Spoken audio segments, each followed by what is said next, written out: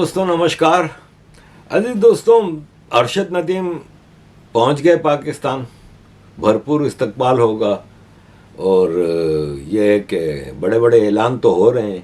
मरियम नवाज़ ने 10 करोड़ रुपए का ऐलान किया है। कौन सा अपनी जेब से देगी, ज़ाहिर देगी सरकार के पैसों से। और एक अरशद नदीम एकेडमी बनाई जाएगी मियाँ चुन्नू, जहाँ जो अरशद नदीम का खानेवाल में इलाका है। मुख्तलिफ लोगों ने इनामात की बात की है, लेट सी देते भी हैं कि नहीं। पाकिस्तान की मिलिट्री सरकार ने 14 अगस्त जो पाकिस्तान का गुलामी का दिन होता है, क्योंकि ब्रिटिश गुलामी से मिलिट्री की गुलामी में पाकिस्तान वाले आए थे, उस दिन पोस्टेज स्टैम्प निकालने का ऐलान किया अरशद नदीम की फ़ोटो के साथ, लेकिन उस पर लिखा होगा अज़्म इस्तेहकाम। अब अज़्म इस्तेहकाम मिलिट्री का ऑपरेशन है जो कि केपी में चल रहा है। तो ये पाकिस्तान की मिलिट्री की इस वक्त पोजीशन है।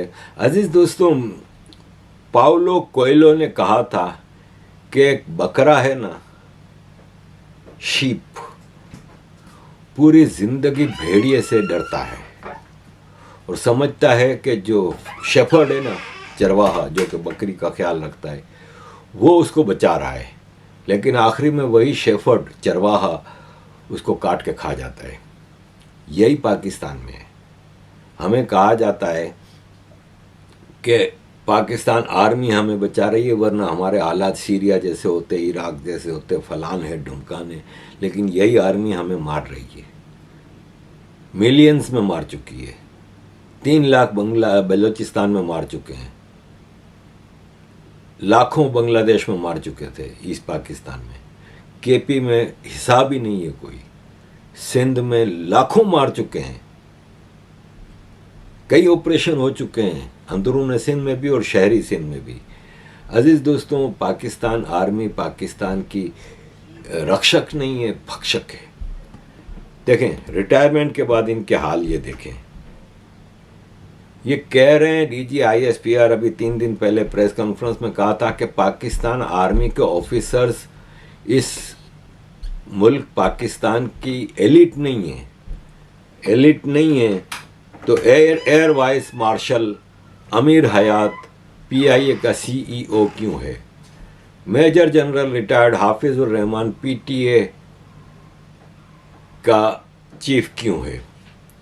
Lieutenant general Muazzam Ejaz higher education committee का चेयरमैन क्यों है? लेफ्टिनेंट जनरल मुनीर अफसर नादरा का चेयरमैन क्यों है? फौजी फाउंडेशन का चेयरमैन रिटायर्ड जनरल क्यों है? कैप्टन मोहम्मद महमूद PTCL का चेयरमैन, जनरल रिटायर्ड अब्दुल अजीज़ चेयरमैन पंजाब पब्लिक सर्विस। और बेशुमार कंट्रीज़ में पाकिस्तान के एम्बेसडर भी यही आर्मी वाले होते हैं। जैसे कि लेटेस्ट है, ये इमारात में पाकिस्तान ने अभी कल अपॉइंट किया है lieutenant general retired Amir, ambassador to इमारात होंगे। ऑलरेडी सऊदी अरब में जनरल रिटायर्ड बिलाल एम्बेसडर है और कई कंट्रीज़ में ये पोजीशन है। ये खून चूसने वाली बला पाकिस्तान आर्मी के ऑफिसर्स, ये रिटायर होने तक तो अरबों कमा लेते हैं, रिटायर होने के बाद भी खून चूसते रहते हैं। ये मरते दम तक इस पाकिस्तान में जोंक की तरह हमारा खून चूस रहे हैं।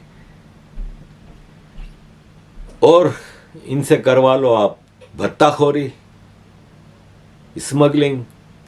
और ये देखें, ये एक भाई साहब पकड़े गए हैं, मेजर साहब 100 किलोग्राम की ड्रग्स स्मगलिंग कर रहे थे। केपी में इमरान खान की पार्टी की सरकार है। केपी पुलिस ने पकड़ लिया मेजर साहब को। वीडियो भी फौरन वायरल कर दी ताकि कोई वो ना हो। और बंडल के बंडल इसकी गाड़ी में से निकले और ये उस वक्त वर्दी में था, हाजिर सर्विस वर्दी में कर रहा था ताकि इसको कोई रोक टोक ना हो। अब आप समझ गए ऑपरेशन अज़्म इस्तेहकाम का मकसद क्या है कि हर 25 किलोमीटर बाद इनकी चेक पोस्ट हो और ये आराम से अपने ये सारे काम कर लें। ये इसलिए चेक पोस्टें बनाते हैं, इसलिए ऑपरेशन करते हैं ताकि इनकी स्मगलिंग का काम आसान हो जाए। बलूचिस्तान केपी इनके लिए गढ़ है स्मगलिंग का।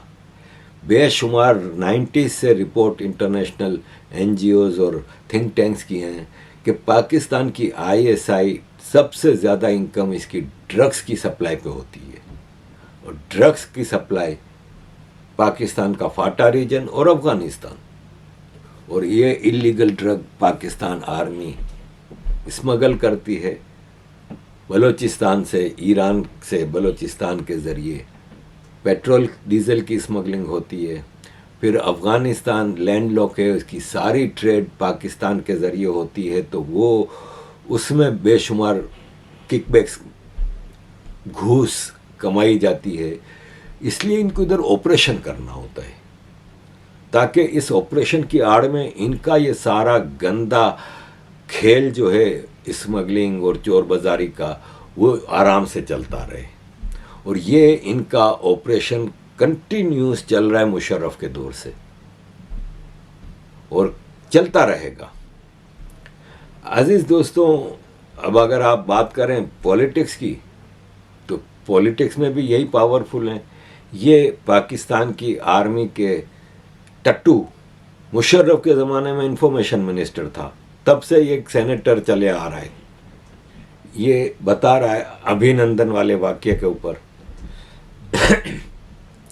यानी आप देख लें कि ये कह रहा है कि पाकिस्तान में अमेरिका को पता है कि कौन एक्चुअल रूलर है।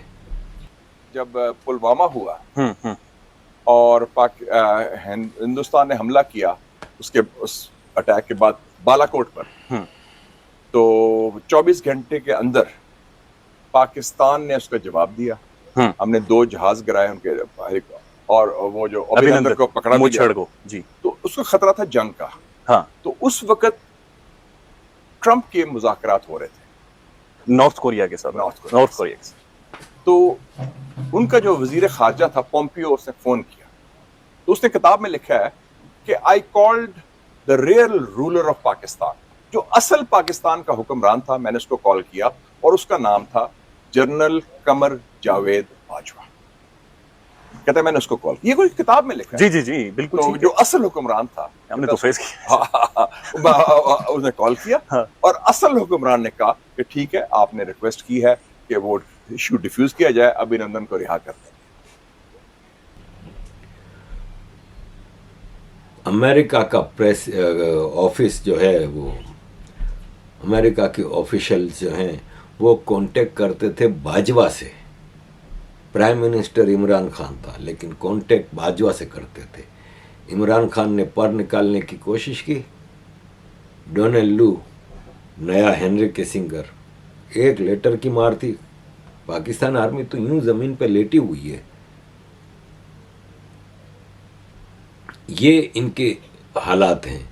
एक और पाकिस्तानी अमेरिका में गिरफ्तार होता है ईरान के लिए आर्मी हथियारों की, उसके लिए सेल के लिए।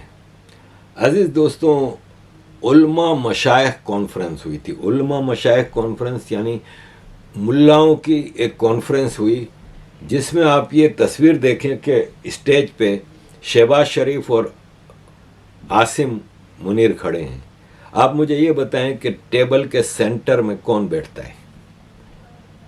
सेंटर में चीफ बैठता है। चीफ तो ऑन पेपर शहबाज शरीफ है, लेकिन सेंटर में आसिम मुनीर है, शहबाज शरीफ कोने पे बैठा है टेबल के। ये इनको शर्म भी नहीं है कि दिखाना भी नहीं चाहते कि भाई यहाँ पे भले जैसी भी ये डेमोक्रेसी है, और अमेरिका को ऐसी डेमोक्रेसी पसंद है। इसमें इनके सारे टट्टू मुल्ला जमात है, क्योंकि इनका सबसे बड़ा हथियार मुल्ला होते हैं।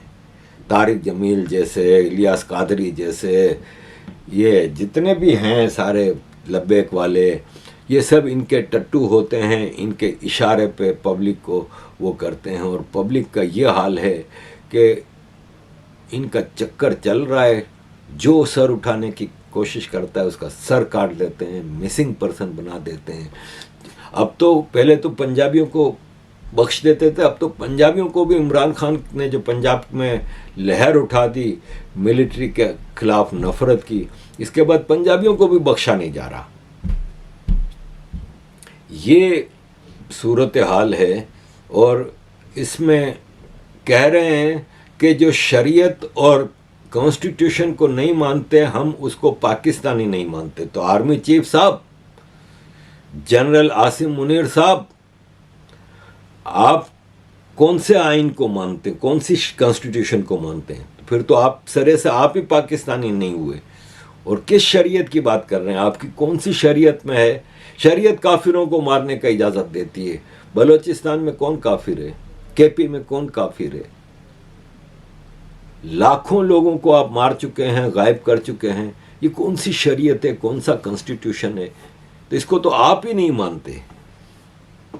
फिर कहते हैं कि कोई भी पाकिस्तान में कैओस क्रिएट करने की कोशिश करेगी तो अल्लाह की कसम मैं उसके सामने खड़ा रहूंगा।